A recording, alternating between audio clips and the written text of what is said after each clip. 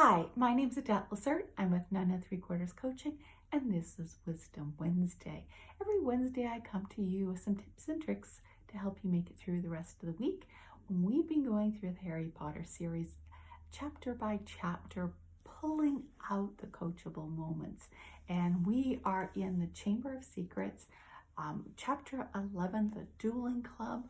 And there's a lot going on in this particular chapter. We start off with Harry returning from the infirmary where the bones in his arms have healed. He's telling Ron and Hermione about Dobby coming to visit him and how the Chamber of Secrets has been opened.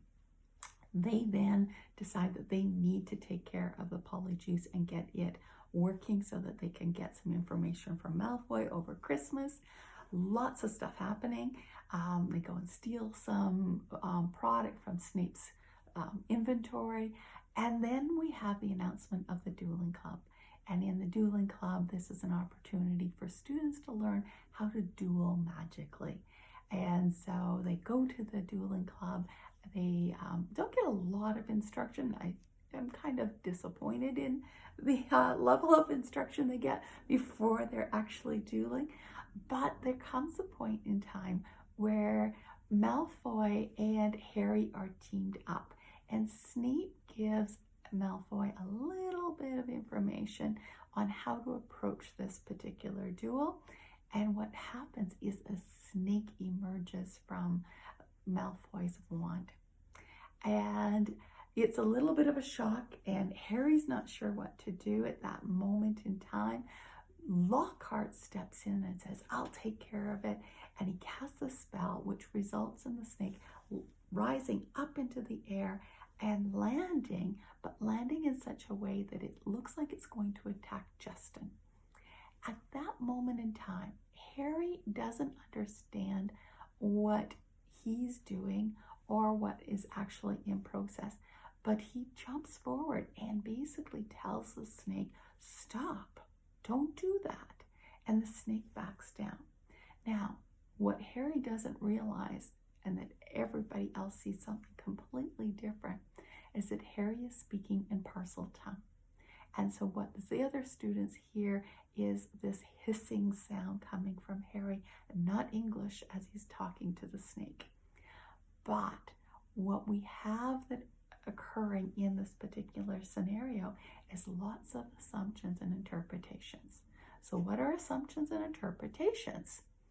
Well, an assumption is when something happens and you make it to mean that it always happens that way. So, for example, maybe you write a math test and you do very poorly, maybe you even fail it, but you assume that from now on you don't know math and you're always going to fail your math test or do poorly on your math test.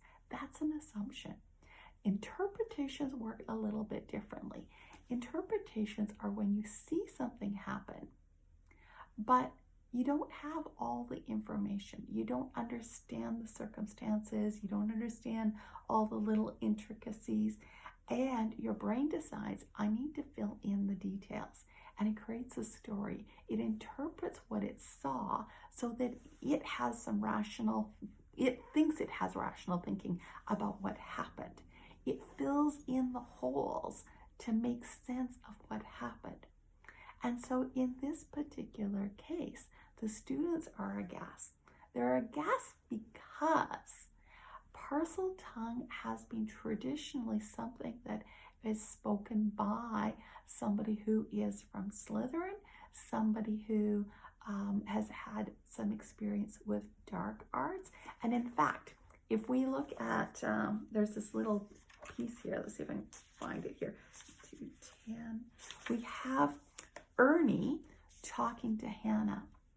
And in his conversation, he says, "Hannah," said the stout boy solemnly, "he's a Parselmouth. Everyone knows that's the mark of a dark wizard." Does everyone know? Is that really the mark of a dark wizard? We don't know that. It's an interpretation. It's an interpretation of what has happened. Because if Ernie were to actually sit down and talk with Harry, he would learn that Harry is not a Dark Lord. Harry does not understand what has just happened. And he does not have these same traits. He is not Slytherin.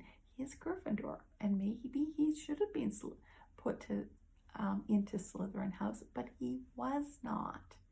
And so there's lots of people who are making interpretations of what happened. So how does this relate to you? Well, I want you to question yourself. Where in my life am I making assumptions and interpretations? Where am I interpreting the world? Do I have all the facts? Do I completely and undeniably understand everything that's going on? And there is a lot of interpretations that are happening in our world right now, where people don't understand the full situation. Our brain fills in the gaps, creates a story, and we don't even know it's happening.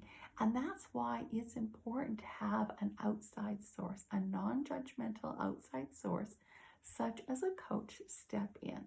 And the coach is not telling you what is true or what is false. The coach is just going, how true is that? Tell me about it. Tell me where you know, where you garnered the facts, where you collected the information to validate that that is actually true. And it's part of how we do science too, because we start off with seeing something, we make an interpretation about it, but then instead of staying with that interpretation, we start challenging it. We challenge, how true is that? Can I replicate it? Can I prove it to be true, or can I prove it to be false? And then we get to reevaluate it. And we get to change our minds. We get to change our perspectives. We don't get stuck in one thing or another. We're constantly challenging it. And I want you to challenge what your thoughts are around what's happening in the world around you. If you need to reach out and grab a coach, give me a shout. That's what I'm here for. I coach people through these things, get them to challenge themselves. Is this truth? And maybe it means when we're challenging these truths, we have to go and do additional research. Maybe it means we have to have a conversation with somebody else and get the other side of the story, get more information as to what's going on. So I'm going to challenge you to look at these things. I know there's a lot going on in this chapter, and I've spent a little bit more time today talking about this. If you need some support, please reach out and ask for it. Send me your comments, your thoughts. I love to hear back from people who find these sessions interesting. I welcome you to join me each and every Wednesday. Please share and pass on these sessions to your friends. And if you find something relevant, maybe there's something that somebody needs to hear in your life. I appreciate everything. I hope you have a great week, and we will see you back here same time next week. Take care.